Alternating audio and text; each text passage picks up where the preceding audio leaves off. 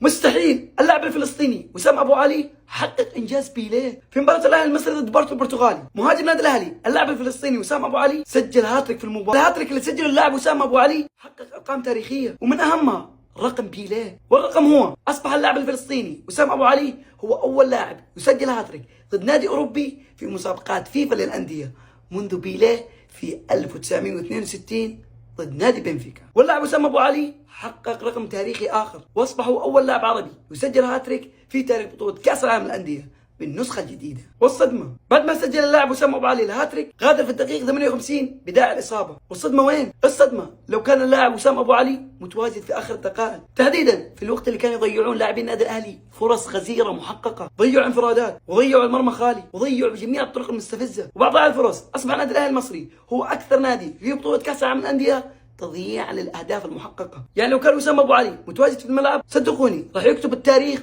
ويسجل ميجا هاتريك في المباراه، ولكن للاسف لم يحصل هذا الشيء، وغادر الاهلي بطوله كاس العالم للانديه ولم يرضي جمهور اللي حضر المباراه وملى الملعب. حرفيا جمهور الاهلي المصري ملى الملعب وكأن المباراه في القاهره، وهي في الاصل المباراه في مدينه نيويورك الامريكيه. هذا جمهور الاهلي المصري ونعوضها باذن الله في كاس العالم للانديه 2029.